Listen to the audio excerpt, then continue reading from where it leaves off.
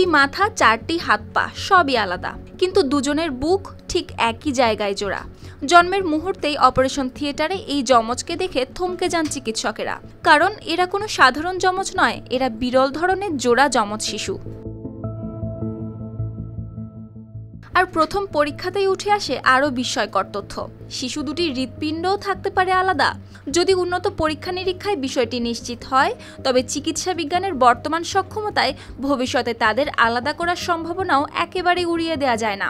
অর্থাৎ এই ছোট্ট দুটি শিশুর সামনে খুলে যেতে পারে নতুন করে বাঁচার আশা।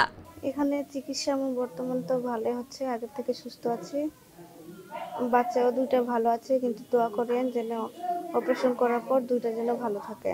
নওগাঁর পত্নীতলার একটি প্রাইভেট ক্লিনিকে সিজারিয়ান অপারেশনের মাধ্যমে জন্ম নেয় এই বুক জোড়া লাগানো যমজ কন্যা শিশু।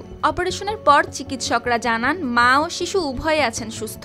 ধামুরহাট উপজেলার উত্তর চকযদু মহালিপাড়ার আদিবাসী দম্পতি পল্লব মার্ডি ও তৃষ্ণা বসাকির ঘরে শুক্রবার দুপুরে জন্ম নেয় এই যমজ কন্যা শিশু। এখন আমাদের বাচ্চাকে মনিটর করতে হবে, বাচ্চাটাকে দেখতে হবে যে তার কি অবস্থা, তার ফুসফুস কয়টা আছে, তার হার্ট কয়টা আছে, বাচ্চাটাকে এটা পরবর্তীতে বাচ্চাটাকে মনিটর করতে হবে, বাচ্চাটাকে পরীক্ষা নিরীক্ষা করতে হবে, দেখতে হবে সেই অবস্থার উপর ভিত্তি করে পরবর্তীতে চিকিৎসা করতে হবে। যমজ শিশুদের খবর ছড়িয়ে পড়তেই এলাকায় তৈরি হয়েছে আলাদা উত্তেজনা। অনেকে ছুটে এসেছেন এক নজর দেখতে। এমন ঘটনা এতদিন শুধু টিভি বা সোশ্যাল মিডিয়ায় দেখেছেন, সামনে থেকে এবারই তাদের প্রথম দেখা। এরকম দেখা যায়নি, এখন শুনেছি আগে, এখন আমি নিজেই দেখতেছি।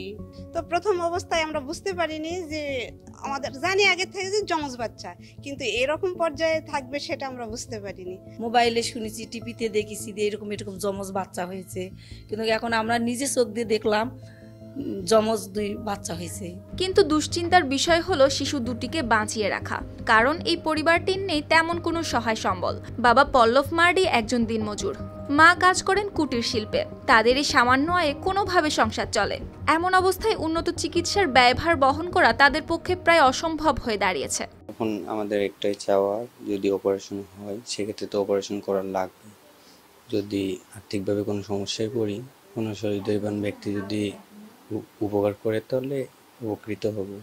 যতটুকু জেনেছি যে তার পরিবার ক্ষুদ্র নিগোষ্ঠী সম্প্রদায়ের অসহায় দরিদ্র পরিবার, তারা খুবই ভয় পাচ্ছে।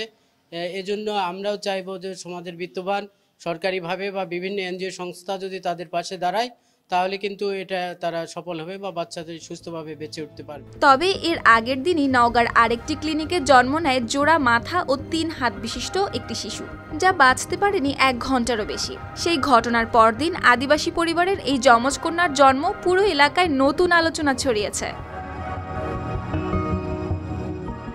News desk, RTV।